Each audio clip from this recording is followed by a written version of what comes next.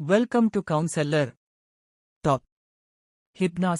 Hypnosis அல்லது அறிவியல் நிலை என்பது ஒருவரை ஆழ்ந்த அமைதிக்கும் கவன ஒருமுகப்படுத்தலுக்கும் கொண்டு செல்லும் ஒரு கலை. இதைச் செய்வதற்கு முறையான பயிற்சி மற்றும் புரிதல் அவசியம்.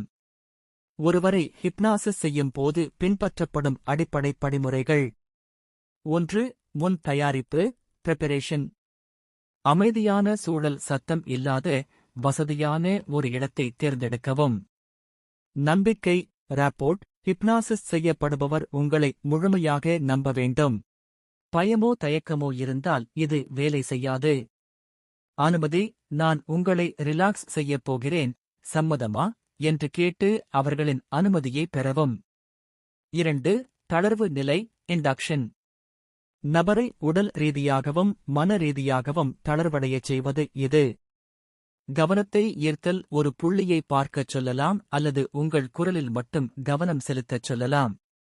மூச்சுப் பயிற்சி: ஆழமாக மூச்சை இழுத்து விடச் செய்வதன் மூலம் இதயத் துடிப்பை சீராக்கலாம். குரல் தொனி மென்மையாகவும் நிதானமாகவும் கட்டளை பாணியிலும் பேச வேண்டும். 3. ஆழப்படுத்துதல் (டீப்பனிங்). அவர்களை இன்னும் ஆழ்ந்த நிலைக்கு கொண்டு செல்வது.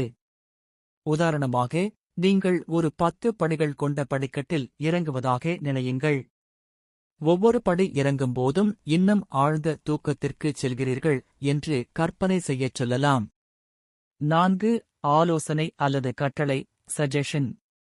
இந்த நிலையில்தான் அவர்களின் ஆழ்மனதிற்கு தேவையான நல்ல விஷயங்களைச் சொல்ல வேண்டும்.